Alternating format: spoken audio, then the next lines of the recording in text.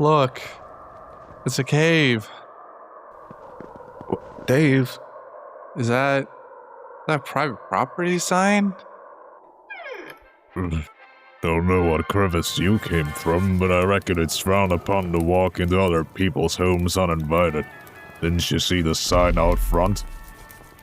Oh shit. Hiking bear. Banners, dude. Sorry, sir. We're just not used to, well, someone like you. Like me? Oh, you mean a One Piece fan? Right. Yeah. Sorry for... You've yet to greet me properly, by the way. Oh yeah. Shit. What does he mean? It means to bow, dude. You gotta bow for hiking bear, remember? This idiot just won't stop. That's more like it. Your turn, bunk boy. Motherfucker. A few moments later. So you're telling me you got shipwrecked and then managed to get swallowed up by a whale as you were being saved? Yep. And our other friend's still out there somewhere. That's rough, buddy. Oh, get wrecked, man. Who's the bunk boy now, sucker? I told you I was goated. Oh, man. Alright. A deal's a deal. Hey, say, you ever hear of that time when a crocodile was robbing a bank? Who dares call upon the god of filler? Hey, Paul, chill, it's me. I lost a bet, so I owed him a favor. Here's your wizard thing and snapped him to safety. His name's Paul. Hi, Paul. Remember us? Very well.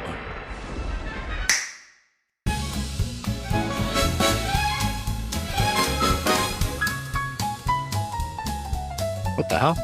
Hey guys. Oh, hi. Oh, Justin. Hey. Wow, Justin. Where'd you guys Where have come you from? been? Where I've been? No, Where have you that's been? No, I asked you first. I feel like I asked you first. Dave, put my audio before Justin's and Dave is cheating. It's not fair. Dylan, intervene. Counterattack.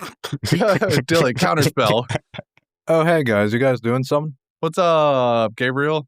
Gabe, this is your house. What do you mean? Oh, it is my house. What are you doing in my house? Oh, wait, how did you? I can't believe we've stumbled upon a second person's home accidentally. A second person? Who was the I'm first? starting to think it's not an accident, guys. Do we have a problem? Are we the problem? No. We can get Devin's lawyer on this, right? Surely. You know what? One man's cousin is another man's cousin. So if one man's lawyer, he's another man's lawyer, right? And you're his advocate, so... Yeah. Wait. You haven't even explained the first thing. Why are you here? Who is the first person you met? You said you were recording something after I asked, what is it? Oh, well, naturally, it's another episode of One Piece, so... if you want to...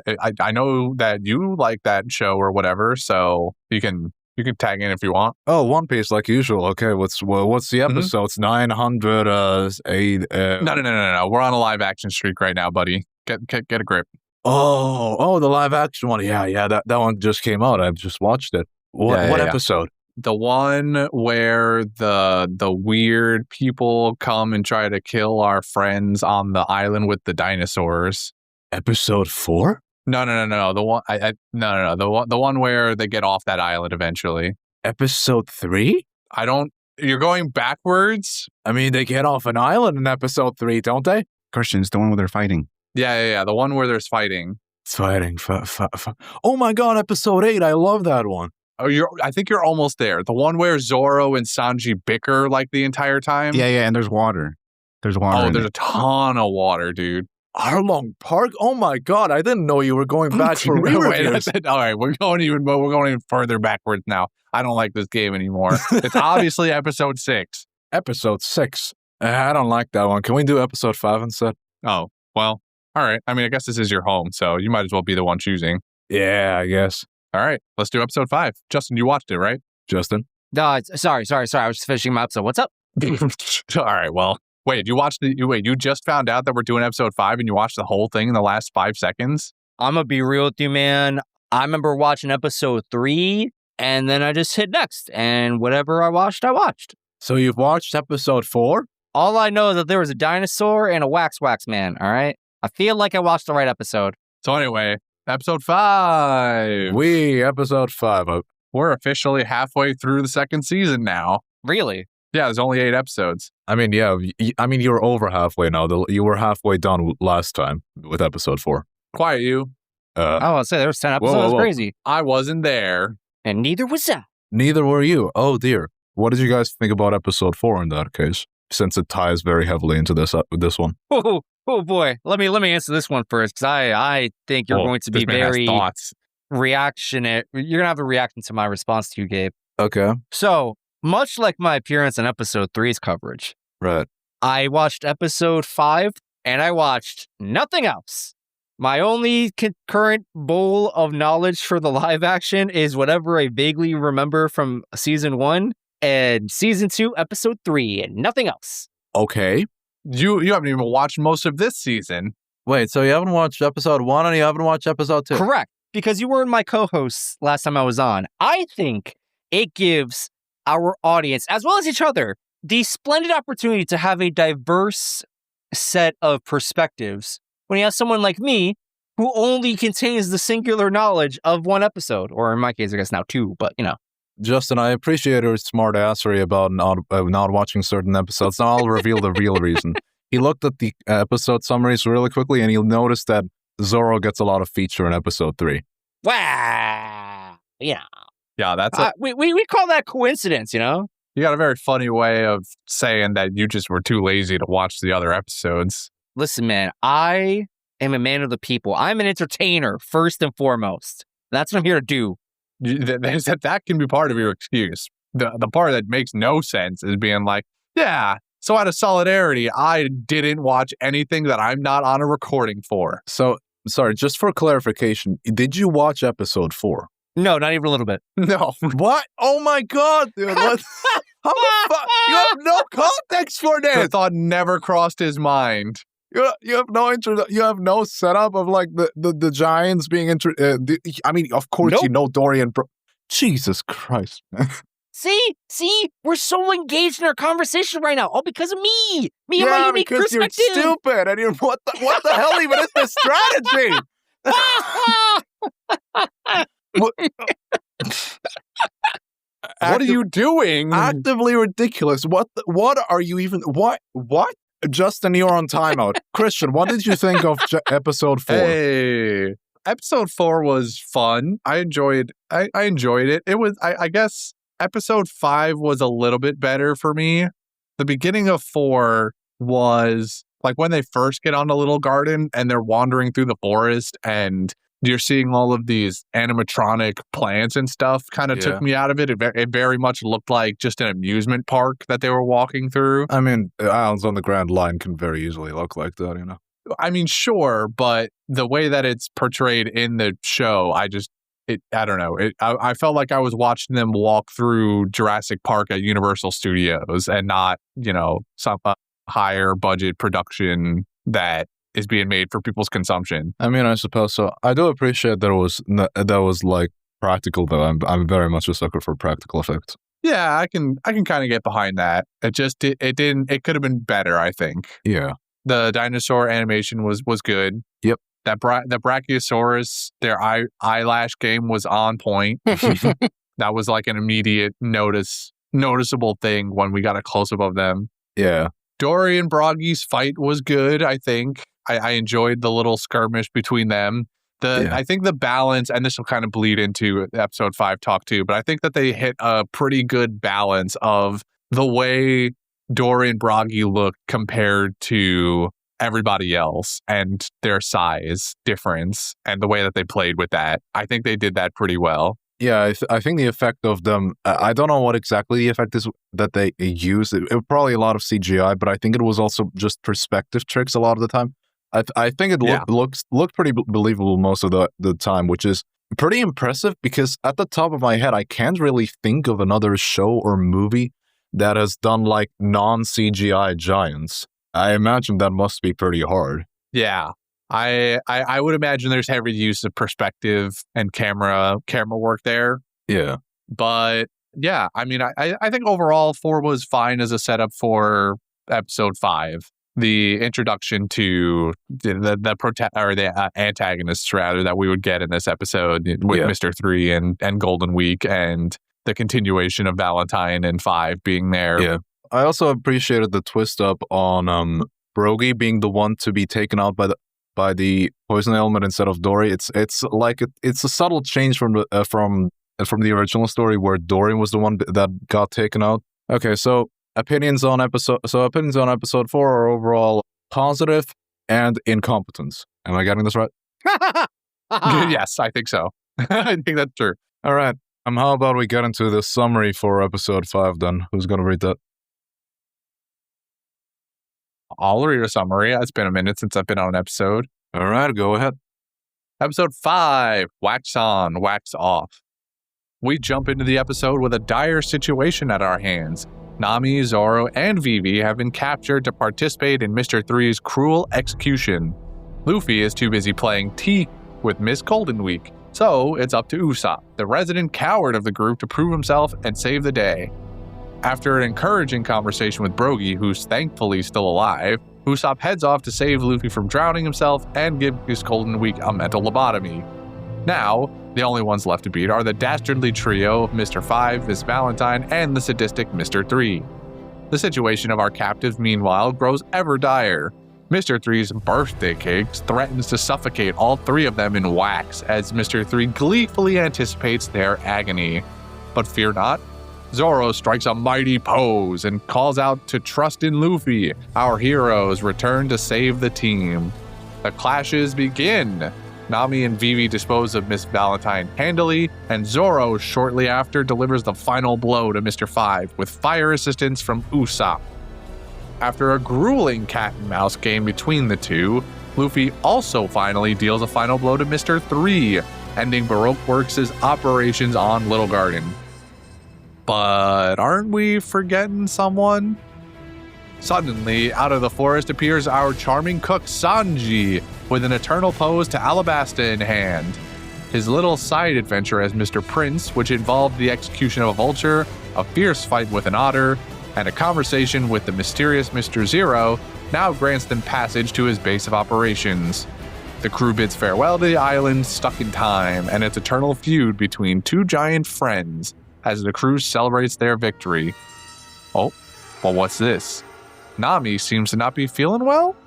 As she exits the cabin to catch some air, our beloved navigator suddenly collapses to the floor. What's going on? Excellent, very excellent. Thank you. Yeah, so I guess I'll start the conversation for today with admittedly a minor thing. In episode 4, my opinions on episode 4 initially were a bit more negative, and it was for one single reason. This show, in comparison to the anime and manga, it's much more friendly to just kill off characters. I was really, really scared that they killed off Brogy. I was really scared that they just wouldn't have held back. I would have done it too. And I was really scared that they did that. So I was really glad when in episode 5, Brogy calls out and Usopp hears him, and I was like, oh my god, thank God Brogy is alive. He's safer now. That would have been a gnarly choice if they had actually gone through with that. I mean, I guess keeping on the subject of Brogy, I liked the scene with him and Usopp a lot. While the Straws were getting executed through the birthday cake method, here it's a very separate scene to just encourage Usopp, but I think it was done very well. I'm a sucker for speeches like that of like, courage isn't a matter of not having fear, but having fear and overcoming it to save someone else. I'm a sucker for stuff like that, and I thought it was done very well here. It was a fun little thing to... I'm glad that they did some justice to Usopp's inspiration for wanting to continue on this pirate journey, because this is going to become a big thing for Usopp as the story goes forward. It's that way in the main show and manga, and I imagine it'll probably crop up again as we continue the live action. So it feels like they did a core tenet of Usopp's character pretty well here. I would agree on that, Justin. I enjoy, one, I think Usopp might be the best portrayed character in live action thus far. And this is just another drop in the bucket for Usopp, if you're on Team Usopp like me and probably the rest of us. Yeah. Also, Usopp has, I'll save it for quote time, and I pray I don't get sniped, even though I know I will. But man, Usopp goes off these episodes. It was great. Yeah. He's also just really funny. I forget the name of his actor, Jacob something. He just does a very good job at portraying him to still be cowardly, but not getting annoying about it. It's a thing with all of the live action actors. I think they do it very well of capturing the essential personality of the characters while still keeping them grounded enough for it to be believable that all of these people would be, that all of the Straw Hats would be together on a crew. I find their relationships and dynamics to be very entertaining. Christian, what stood out to you in terms of this episode? I guess this kind of bleeds into a review of episode 4 as well, but she's more involved in this episode. I really enjoyed Miss Golden Week's performance. Oh yeah, I thought Miss Golden Week was one of the more entertaining features of the pair of episodes. Obviously she plays a bigger role in this one because we actually see her, but I had a great time. Like they did a similar thing with Miss Golden Week like they did with Kuro back in season 1, where they just made it a lot more horror inspired, and I think I enjoyed it more here than I did with Kuro. Kuro was still good. Like I enjoyed the kind of switch up with his character there too, but for some reason Miss Golden Weeks is another tier above that, and it was a great time watching the scene with her and Luffy just having this twisted ass tea party, and her just constantly switching the colors on him and talking about. And I think too, for that measure, Luffy's actor, Iñaki, did a great job there too. Like, yes, really, especially the sadness part. The anger was a little bit more goofy, but the sadness part, he really put himself into that one, and that was so. The whole thing around this one scene was just so good.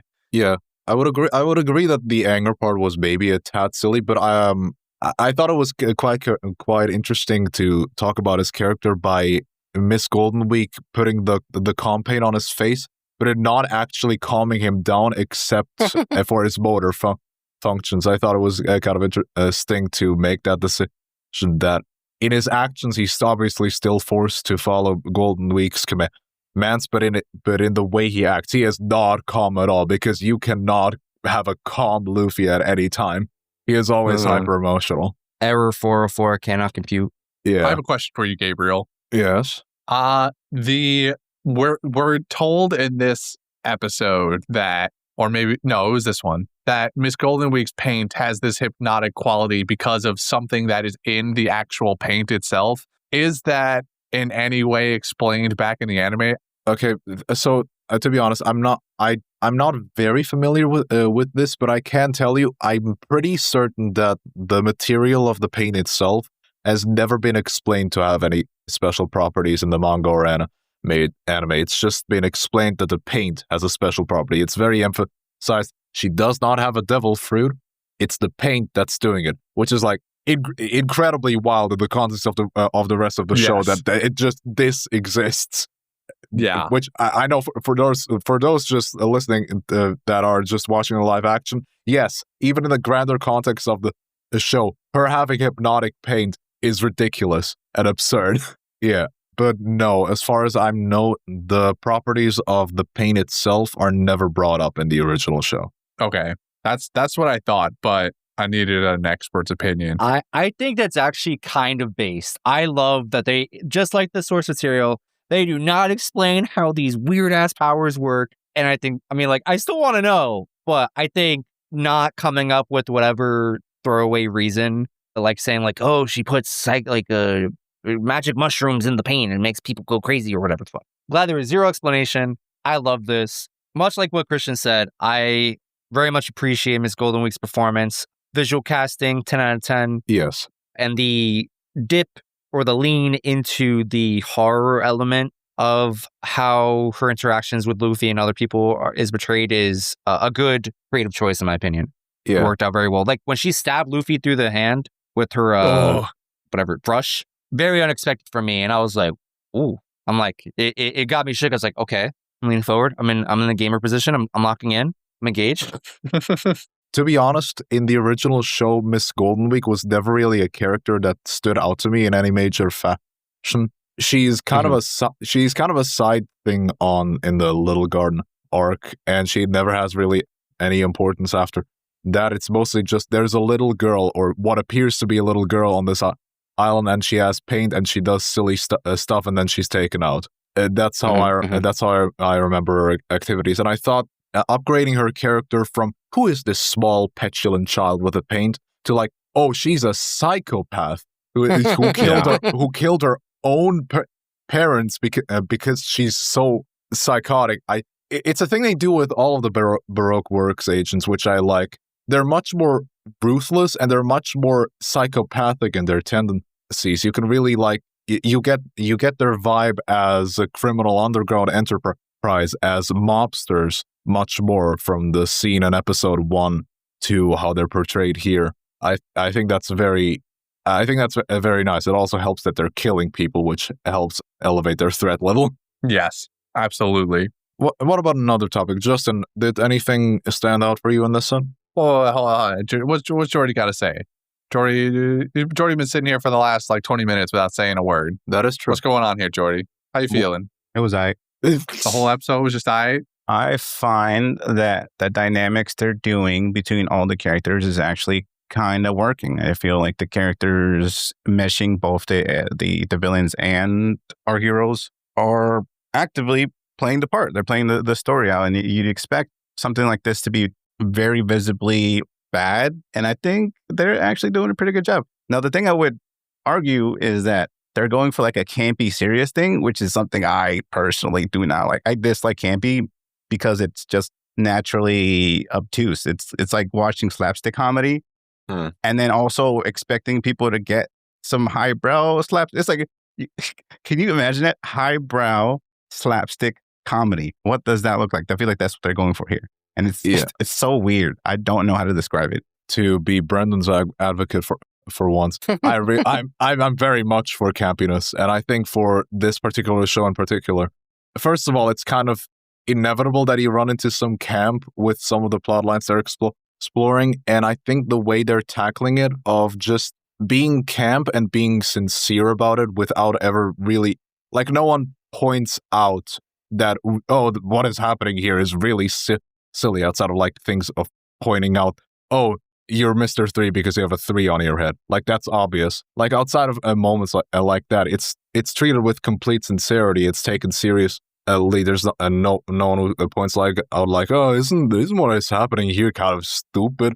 A birthday cake made out of wax? Whoa. I very much appreciate that they're not going in that kind of direction and keeping the sincerity for the sake of the show here. Yeah, it's interesting. I think I revert back to one of the last things I remember from the last episode I was on, which was 2, and where we're talking about, Brendan made a comment at one point about how seamless it felt like everything was in the world, where there were just people that don't look like normal humans. So you got fish people wearing, you got a coat hanger for a hair style, and have all these interesting and funky clothes on. I also think the adaptation of Little Garden's narrative function was very well done, because Little Garden serves kind of an important function of demonstrating the insanity that the Grand Line can demonstrate. Because you have to think about it. Once we enter the Grand Line, the first thing we see is a giant whale, which is already good.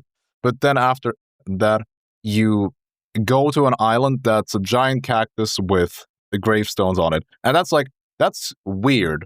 But it doesn't really demonstrate to the audience of like, oh my god, anything can happen on this strait of ocean, anything can be there. But then you go to the next island and dinosaurs are alive, and there are 2 giants they're fighting for 100 years.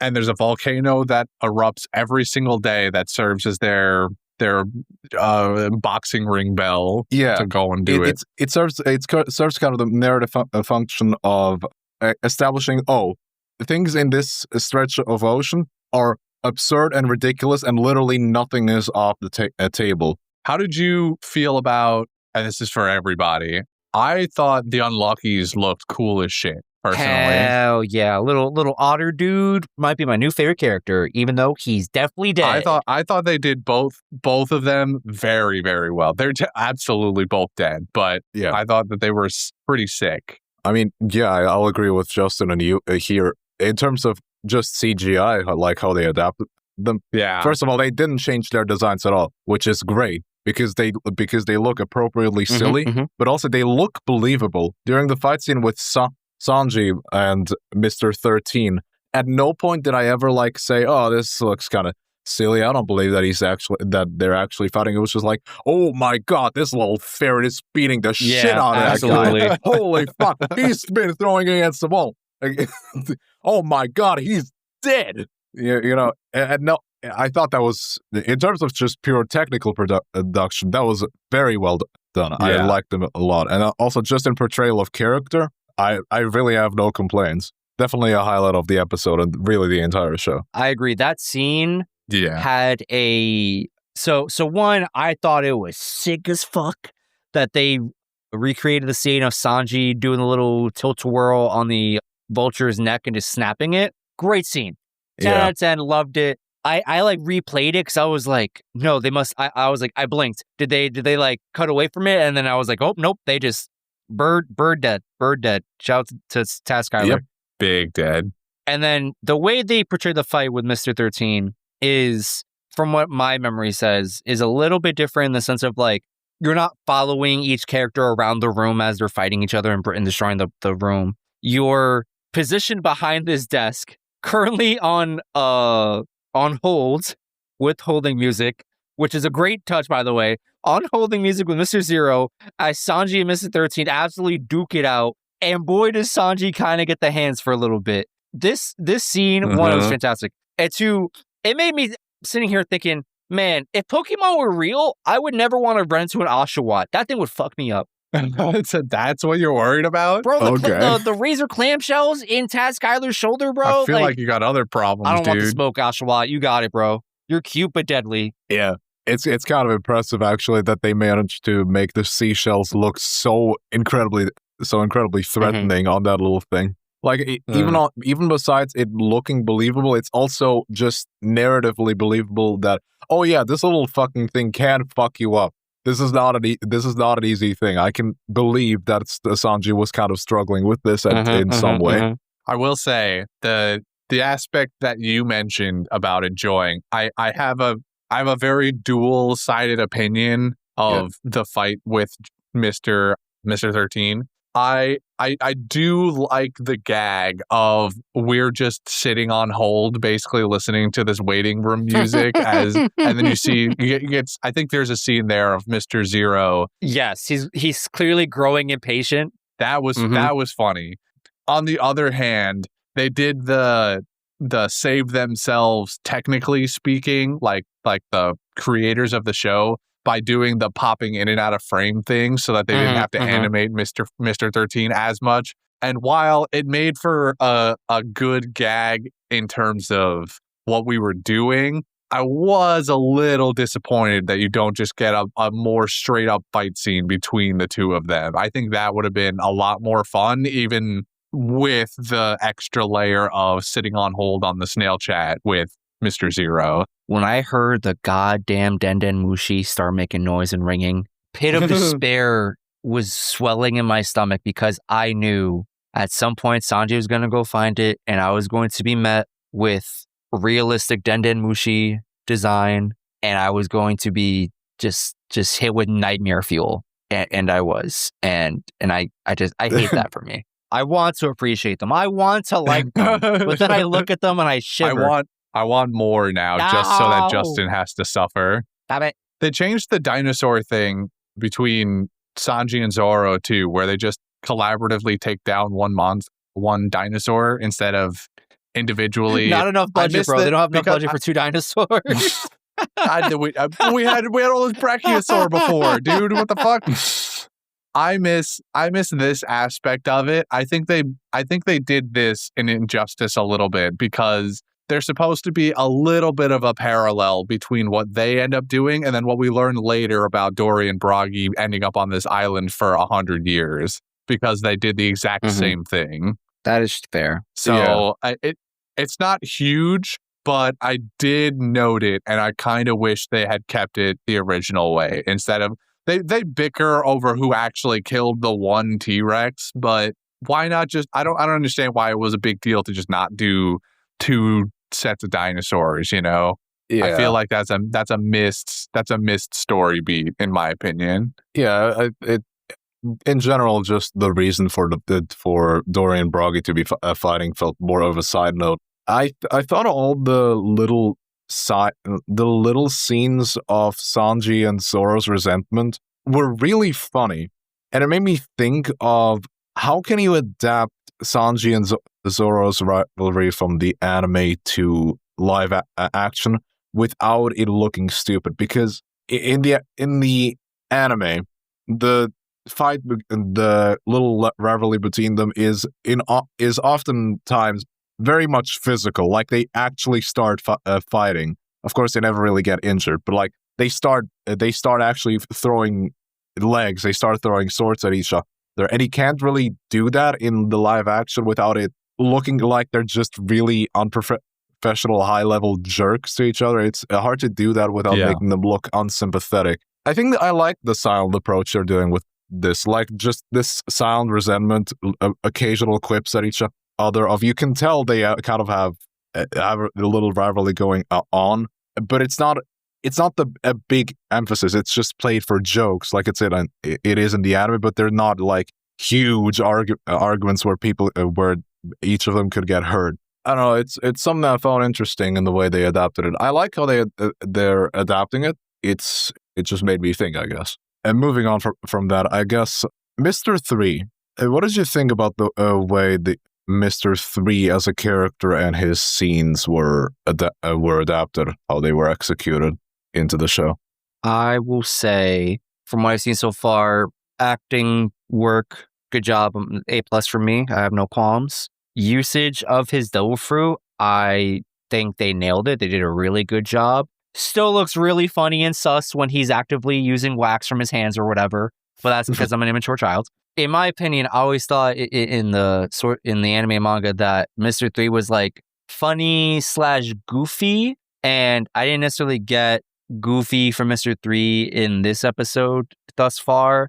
I'm hoping if he returns, I would want some more goofy. I think I just want more goofy from the live action in general, but it's usually targeted towards specific characters, and he just so happens to be one of them. I would love if they took Mr. 3 in the same direction that they took Buggy. Hell yeah. I don't think he was quite as goofy as you remember him being. Maybe I'm misremembering, but I don't remember him being like a very funny kind of individual. He's very dedicated to his art, is what I remember, and serious about killing them in this very fanciful way. His fight between him and Luffy was kind of meh. I think in their way of embracing Mr. 3 as a threat, they sort of diminished Luffy as a character, because that also was meant to show that Luffy had a sense of instinct about him, where he was like, I can sense when someone's bloodthirst is after me. That's like just a thing that they set the seed for. And I think they didn't really do that here. And I wish they did. Just shout out to Miss Golden Week. Shout out to Miss Golden Week and the actress. Her name is Sophia Caruso. Nice. I'm just saying, man, we got rid of all these other characters. Just keep Luffy and Golden Week. Oh, I could do a whole hour of this. Dude, honestly, if they had kept going with the tea party scene, I wouldn't have been mad. I was sad it's over. I was like, Usopp, get out of here. What are you doing? You're ruining the vibe, bro. Get your hero moment the fuck out of here. Wait, no, sorry. Speaking of Usopp and getting mad, there is actually one scene of this episode that pissed me the fuck off when I first watched it the first time, which I understand its narrative function, and I understand that you have to do it for the episode to work. But oh my god, when Usopp initially sat down next to Luffy, looked at his face and saw the pain on his face and did nothing about it. Oh my god, I got so annoyed when he ran off immediately after that. I was like, he just said, "Oh, you have some weird paint on your face. I gotta leave now." I too was mad that Yeah. like Usopp tried picking him up, and then he just seemed like, okay, I'll be back. I was like, just wipe the paint off his face. What are we doing here? He doesn't know that. He doesn't know that's a I thing. know that he doesn't know that, but it's still like, from the audience's perspective, it's still annoying that he didn't Surely even it's try. the next logical step for his attempts, right? If you see Luffy, who's never showed any expression other than anger and complete joy, and you see him crying, you're like, wait, what the fuck? Something's wrong here. Like, I personally think Usopp was just in shock. He was like, I don't know how to deal with this. So I will be back for you when I figure out the other people. Yeah. Yeah. I know all of these other people are in way more immediate danger. So I'm going to go figure that out first and I do come believe back she to was you like when I can. singing on the way, right? I thought that was also part of it. He was like, oh, you might be into something. Let me leave now. Yeah. While we're in the vein of things that annoyed me, and again, I'm going to make a comparison between the show and the other show. It's so hard not to, dude. Yeah, it's really I hard. know so it hard is so not to. hard. All of the rest of it that I've mentioned so far is just kind of like, this is the thing they did. It was like, fine, and it happened or whatever. This is the first thing that I'm kind of annoyed about, like actually legitimately annoyed about, which is I don't think there was enough emphasis on the scene of Zoro trying to cut himself free from the cake by literally cutting his own feet off. That is a very big thing in the anime. And here it's like, I mean, I guess I'll try it. And then Mr. 3 goes, no, don't do that. And then it's over. We're done. We don't come back to it in any way, shape, or form. I think that's valid. I wondered before watching this episode how they were going to adapt the aspect of Zoro striking a mighty pose for no reason. Because in the anime, it's very much just a gag. Like, oh, I'm going to die. I want to look cool while doing it. And with this depiction of Zoro that they're doing of being a bit more held back, to be a bit more brooding, I was wondering, like, how are you going to make him do something this silly that doesn't really fit the character they're going for?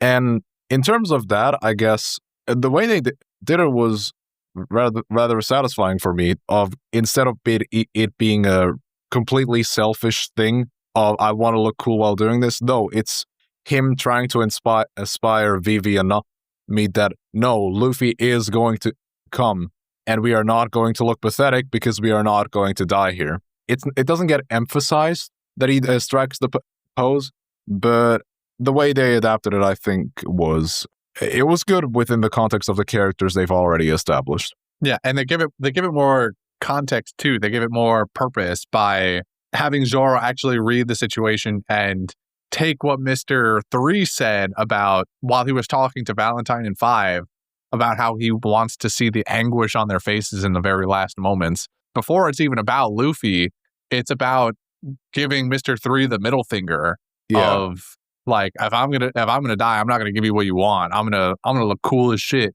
I'm gonna strike a pose, and I'm not gonna look anguished or sad or fear for my life in any way, shape, or form. If I'm gonna die, fuck you. I'm gonna go down on my terms. Something I appreciated that Mr. 5 and Miss Valentine felt much more like an actual threat within this live action adaptation, because if Zoro slips up at any point, if he doesn't deflect any of the bullets, if he doesn't pay attention, he is going to die. Mr. 5's powers are going to kill him if he makes a little slip up. Yeah, dude. Making them actual threats made this so much more entertaining. Like for a while, Miss Valentine is 2v1ing Nami and Vivi, and the fight is actually good. Like I was getting into it a little bit. The way they finish it is fun too, even with Vivi choking her out and getting her in position for Nami to strike her down. I had a lot of fun watching Miss Valentine. Mr. 5's decent too, but Miss Valentine honestly kind of stole the duo. I think she just has the me. more like, I don't know, it feels like a weird way to phrase this, but like flexible personality in the sense of like she offers more. Mr. 5 is just more on the stoic side. He's just a dude just there chilling. He just works here. He is just a guy. Also, I'm gonna say it. All right, I didn't think about it in the anime because it just didn't cross my mind back then. Bro, how much snot does this guy have that he's just got unlimited ammo to be digging for gold to go? Unlimited. Oh my god. My man needs to see a doctor. He might have like cystic fibrosis or something. Like that's not normal. Listen, man, you're out on the open sea.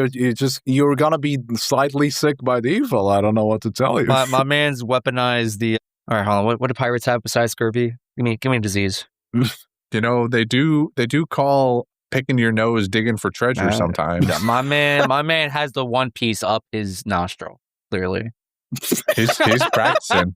Oh my god. We got I think our first scene of actually Mr. Zero talking and his appearance, even if obscured. Mm-hmm. What do you think so far about the adaptation of the him? hook is really shiny. Yeah. And the Den Mushi had a hook too, I think. Oh god, no! Don't make me revisit that. I don't want to confirm that information. I don't want to look at it again. I don't need any Easter eggs about the Den Mushi. I very much like his voice, like the actor, how he's portrayed. Yeah, His this general show sounds so mannerism. Fantastic. It's I've not watched the dub, but I heard some of the dub clips in the episodes you guys did. And in terms of matching the dub voice, which I very much like, he's very good. Like incredibly excellent. He has the appropriate amount of menace. I'm incredibly excited for some of the scenes that will involve him in Alabasta. Yeah, me too. Is there anything else you guys would like to discuss? I love Princess Vivi, bro. She's a beautiful woman. She looked so cute at the end when they're on the ship. They're hanging out, and she's just kind of like getting used to the dynamic amongst them. And Nami's just kind of like, talking her through it. And I swear, there's a moment where she just, I don't know if it's angle, I don't know what's going on, but she just smiled, and for a moment she has some like chubby cheeks action going on, and I was like, her eyes are literally sparkling. It's adorable. And I was like, what a woman. she's just so cute, like finally opening up to all of them, and it's so cool to watch her just get more comfortable with the crew and having that extra bit of connection with Nami that we see. And again, I don't remember what these kind of little side things look like in the anime, but I enjoy the little asides that they have here in the live action because it makes it feel more organic. Yeah, I would agree on that. I very much enjoyed all the scenes that involved her. I guess before we get to the ending parts, I have just one final question. It's about the upcoming episodes. Without saying any names, the upcoming episodes will feature a villain that is not particularly beloved within the community. In anticipation of this, what kind of changes do you think they will make to accommodate these circumstances? Okay, hear me out. So, so for the people who are just not watchers of the One Piece anime movies or just of anime period, y'all remember that one movie that is a adaptation of what we're about to see in the upcoming episodes? Yes. Okay, so remember how that guy has a brother? Yes. What if that is the direction these might go with?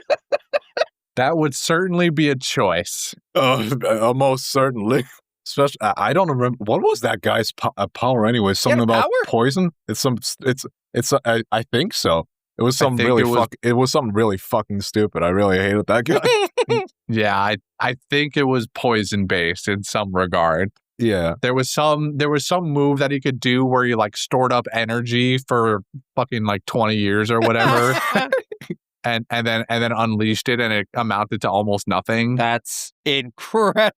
20 years worth of my life in this one. Yeah, whatever the dumb number was. Yeah, but Christian, what do you think about that?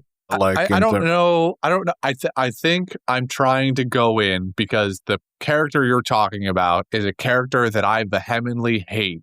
Yes. I am interested to see how they adapt the power set of that character because I think it's somewhat unique to what we've seen so far in the show. And so I'm curious to see what they do in terms of portraying it at a base level, what that person can do. So in terms of the character's personality and whatnot, I expect it to be just as grating as it is in the show. I'm not thrilled, but I'm interested to see what they do. It's a low bar for them to overcome. My expectation is that they will probably accomplish a character that I like more in the live action than in the anime. But we'll see, I guess.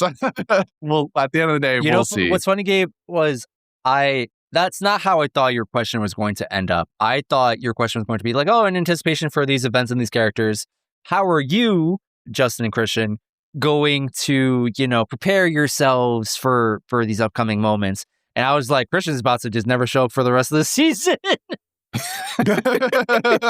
Sayonara, sucker. First and last appearance for the season. I mean, there's one particular event in the upcoming arc that I don't think even Christian, despite his reservations, would ever want to miss out on. So, Oh, absolutely. I won't take anything away, but I will say I have watched the upcoming episodes, and all I'll say is I was positively surprised. Okay. You can work off of that whatever you want. Yeah, I think that's pretty much all things covered in the episode. I mean, Nami collapses, but that's just set up for the next episode. I don't think that's very much She's worth just discussing. tired, man. Just leave her alone. It's She's part just got to of take a her- nap. Nami seems to have this mystical power to like read the weather or something to that effect, right? She's now going through like weather reader puberty where she's about to get a power up, but like it's kind of like when you get like the flu shot. Sometimes it knocks you on your ass for like a day and then you get back stronger. Yeah. It's like that. So she's gonna get get a little sicky poo, get a little sleepy sleep, but she's gonna wake up. She's gonna be like, I know exactly where the sun is right now, or no, I don't know, something more weather or meteorological related than what I just said. All right, I'm below deck right now, but I know what time it is. Yeah. Down to the second. Great stuff. Fantastic stuff. Yeah, no, but I think that would be about it. Moving on to quotes. Oh, I got to go first. It's my one and only. So Usopp rolls up on the scene, running interference, and I think this is after he gets punched in the face 3 times, and then Miss Valentine breaks the cake and thus everyone else out of the cake. When Mr. 5 goes to like attack Zoro, Usopp like shoots his bullet, like they collide and he runs interference. And Usopp just swollen face, knocked down on his ass. He just flips Mr. 5 the bird and goes, "You missed." You missed. You're a real pain in my ass, you know that? How about a pain in your mouth? Special Tabasco style!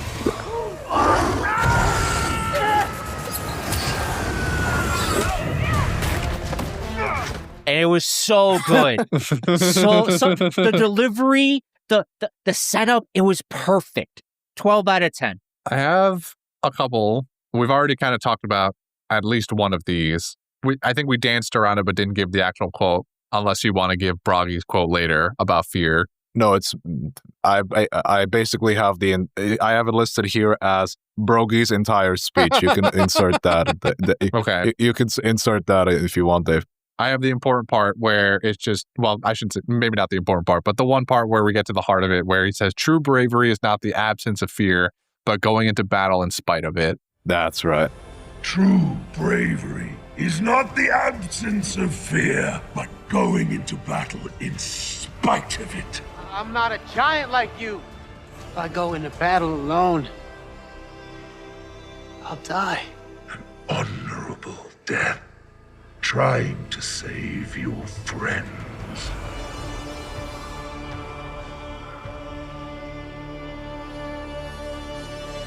That's the heart of what Broggy kind of gets into with Usopp, and there's a whole lot of other good stuff around it, but that's the part that gets Usopp inspired and really gets him to navigate his feeling on what he's doing here in the Grand Line.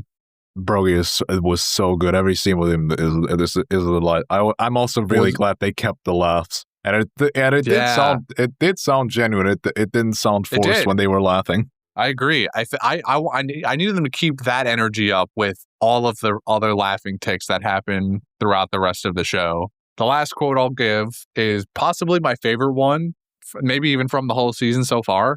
Mr. 3, for all of his faults and the things that he does right and wrong in this episode, he has a fire line that just is also a roast of his fellow assassins here. When he's being questioned on why they're not just killing all of them and instead we're doing this whole cake thing, he goes, You know the problem with some of my associates in Baroque Works? They're so focused on the work that they forget to be Baroque. I trust the three of you are uncomfortable. So you're Mr. 3. What gave it away? Probably the 3 in your hair. We were pretty pissed we didn't get to kill you all at Whiskey Peak. But we'll make up for it by killing you now. You know the problem with some of my associates in Baroque Works? They're so focused on the work, they forget to be Baroque.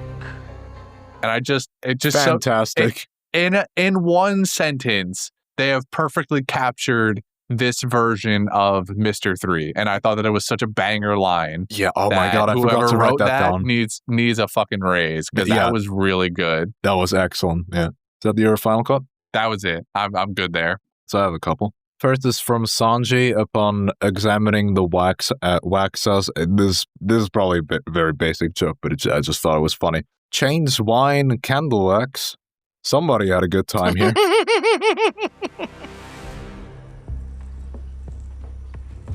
Chains, red wine, a whole load of candle wax. Somebody had a good time, yeah. Yeah. Sanji got a lot of these sexual jokes. Another one, this one's also from Sanji, please excuse. Immediately upon killing Mr. 13 and picking up the phone again, I just thought this was really cool. Going to Mr. Zero, sorry, your pets are dead.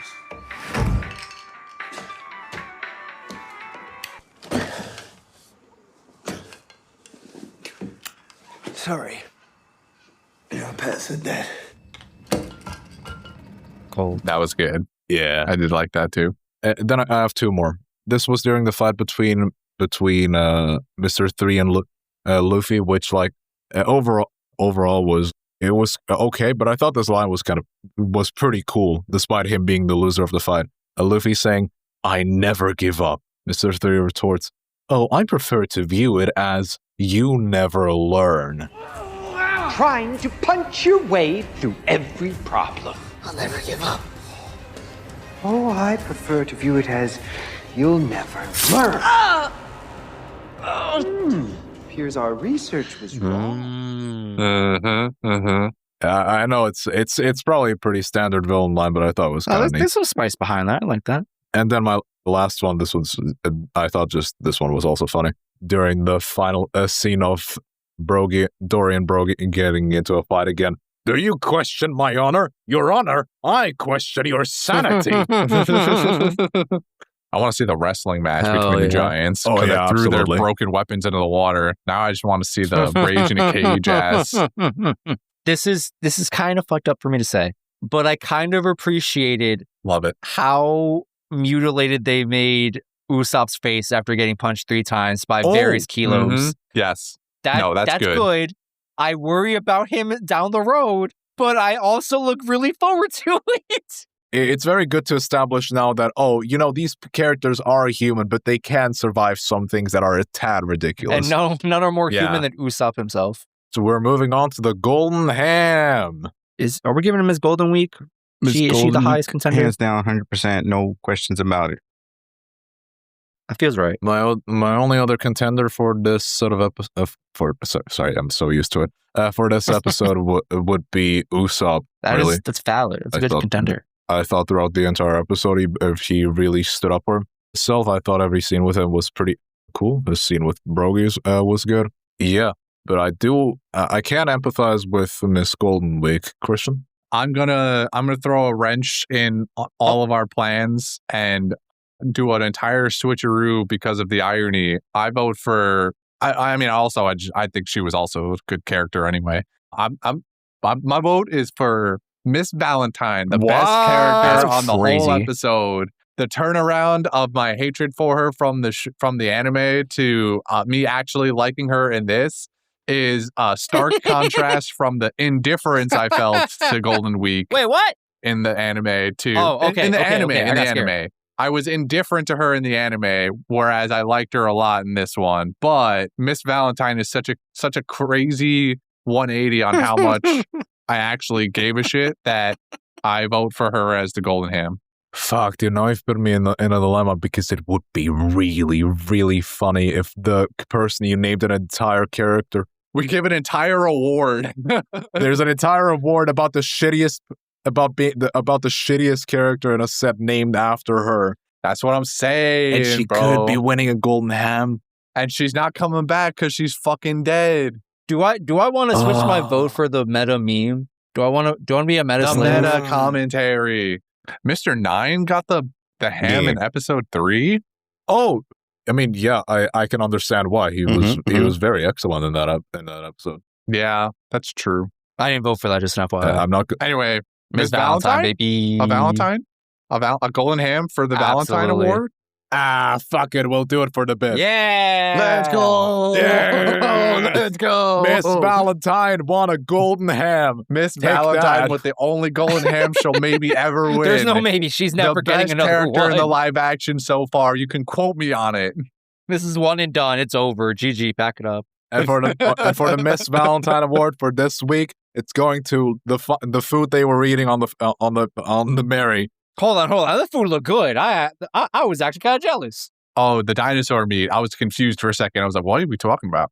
Listen, Sanji chefed it up on their way out of Little Garden. I have no complaints. I mean, there's no Miss Valentine Award. I was just making the joke about ham getting Miss Valentine and Miss Valentine getting the ham. We could listen. This is our show. We can do what we want. Do we want to get someone a Miss Valentine any Award right now? listeners out there unaware of what that is just a little thing where we vote for the worst character on the episode. Who do I vote for? I'm going for Usopp. Usopp right now. Usopp. What? Usopp 2 times. Usopp 3 times. No, Usopp every day. 6 seasons in a movie. That's crazy. 6 seasons in a movie. Fuck you, Usopp. You're just a is there guy. even someone I would give Okay, you want to know who deserves what should we call it? The Miss Valentine Award this week? On me. Zoro. What? Whoa. Say your case. Whoa, what? It pains me in my heart to know that the most amount of Goofy we will probably ever get from this character was induced by Ms. Golden Week's paint ability, right? And then it just wasn't even hitting, bro. Like, I mean, the thing with Zoro in the live action is it's a different kind of goofiness they're going for. I agree with you that it could be a bit more high energy, but the type of goofiness that you missed out on because you didn't watch episode 2 like a dumbass. I think what they're going for more so is that his stoicism is funny in the face of certain situations, like him being. It's more of his comedy comes more from the fact that he is incredibly serious and everything he says sounds serious even if it's stupid. no, my frustration is with the not even necessarily acting because he's just listening to a script and whoever is directing. I got beef with the showrunners. That's where my beef truly is. Fight him. So I'm putting Zoro on the board someone unironically. If anyone wants to, that's crazy. Anyway, my vote's for Dory for really thinking that his Sea King was larger than Brogy's. That shit's crazy. Wait, Dory specific. Dory. Oh yeah, Dory. You're not fucking. Dory. I believe Brogy. I believe Brogy. Got engulfed and whacked like a chump. Come on, you can do better than that. I believe Brogy is right for questioning Dory's sanity. I don't know what you mean. I don't know what you mean. Their Sea Kings look exactly the same. Exactly the same. You're crazy. Dory's was It's a matter of obviously perspective, smaller. you fools. Yeah, the perspective is that Brogy is right. Yeah, my perspective is that Brogy is completely in the right. Great stuff. Yeah. I don't know why Mr. Krabs is here now, but Mr. Krabs would fit for the One Piece universe. That's all I'm saying. True.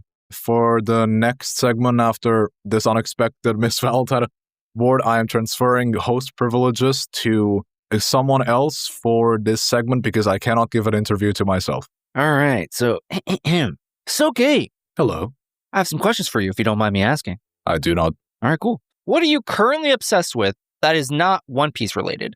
Something that instantly makes you lose track of your time. I don't know about losing track of time, but in the face of what's currently happening in the world, I've actually been getting into old history in various subjects.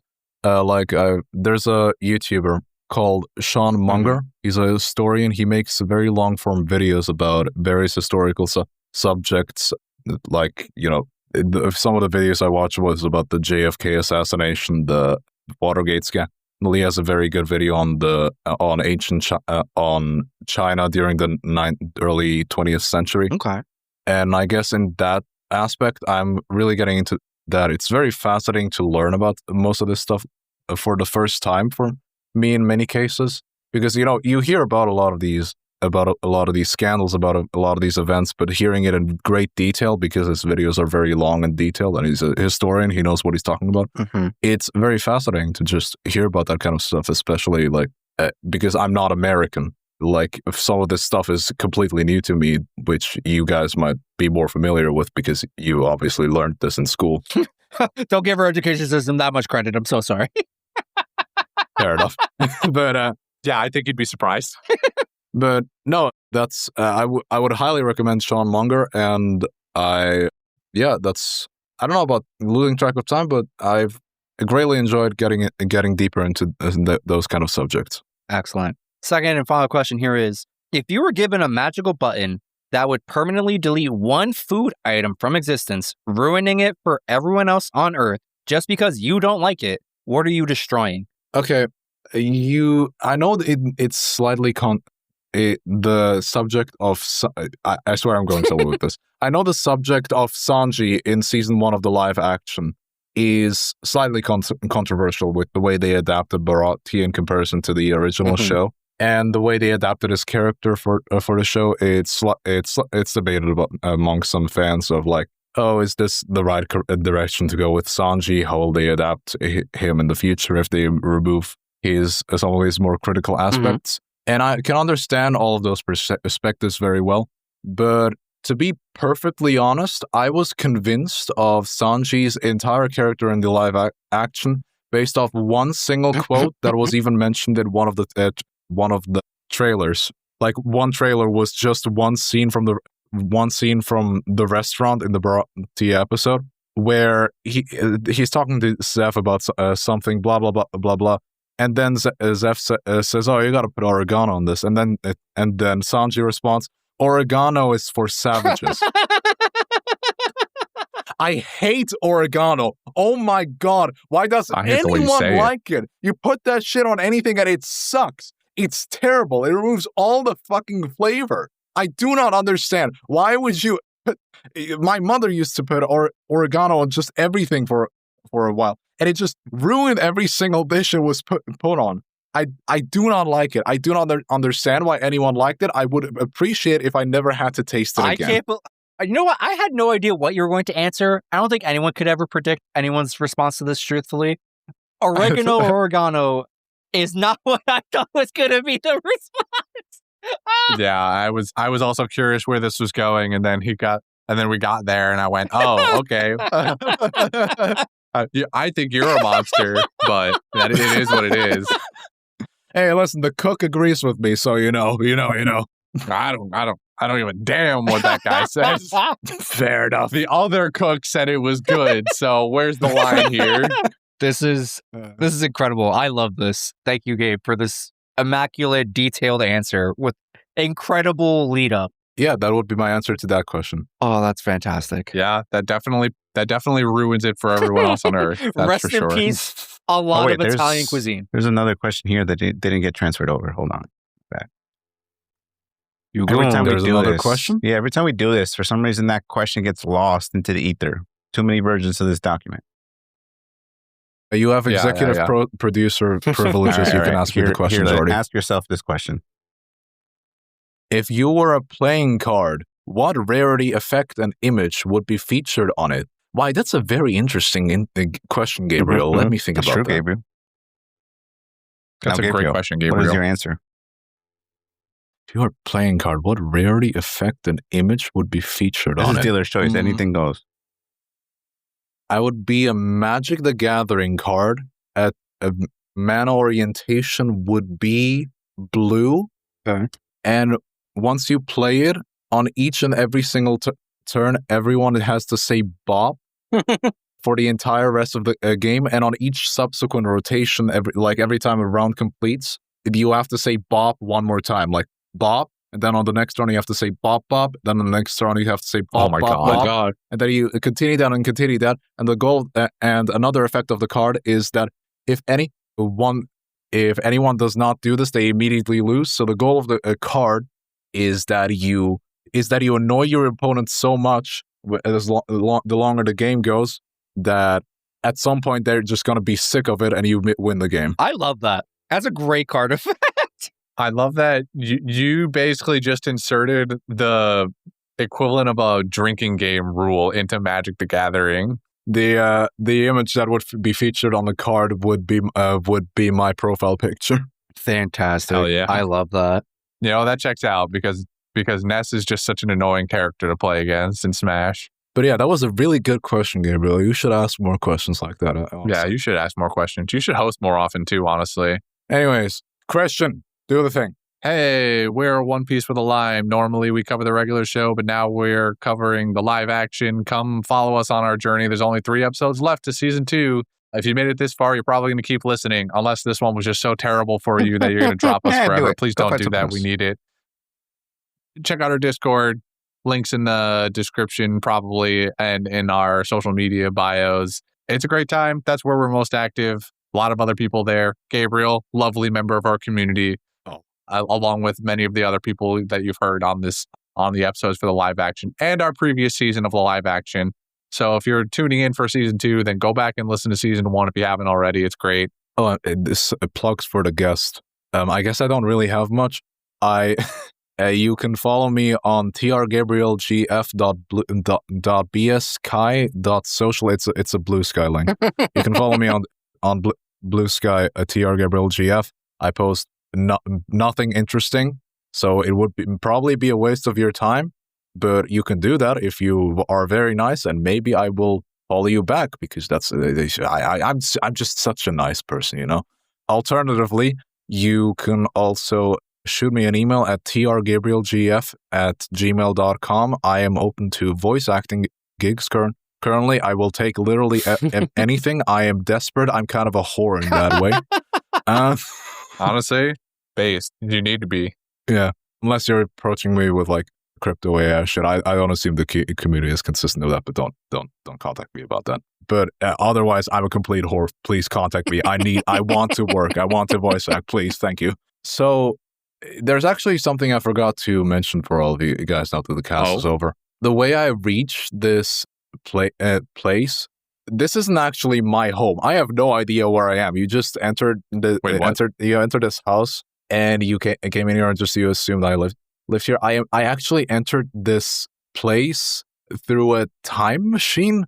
I assume it's a time machine. I rebuilt it from scraps, and I'm trying to rebuild it to get back to where I'm supposed to be. It's a lot more Japanese where I was originally. I actually just completed my repairs on that thing, and it should be working all fine now. So I'm afraid I'm gonna have to leave you here. Oh, and get back to my time. What about us? You can't like drop us off somewhere along the way? I don't think that's how time travel works. Richard, let me be real with you. It's not like you could just tell us tuck and roll in the time stream, you know? I feel like I've watched a few different versions of it where that works. Unfortunately, I'm a very egotistical person. Do not ignore that when you contact me. I'm a very egotistical person, so I just built it for one seat. Oh, I see. Well, I mean, I guess you only needed a one-seater when you first did it, so... I mean, I'm kind of a small guy. Like, Sir, I can fit on your lap, potentially. Small little guy. I'm kind of small. People have known...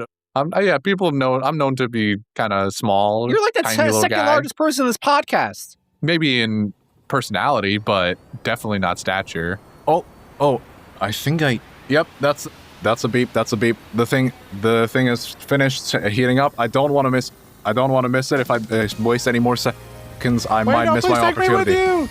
I'm sorry. I will see you. Don't leave another me here. time, another day. Goodbye. Oh, he's gone. Oh wait, look, he dropped his DS. Sweet. Delete all his saves, whatever it is. Whoa, easy. Calm down, man. Calm down. Nah, fuck him. Bro, he didn't take me with him. Chill, bro. It's not that serious. Chill. He didn't take me with him. Delete that. Oh, I see that. Wait, hold on. Let me see that Pokemon profile. He's got a level 100 Dialga on this one. Nah, this is toast. He had 3 shinies on that account.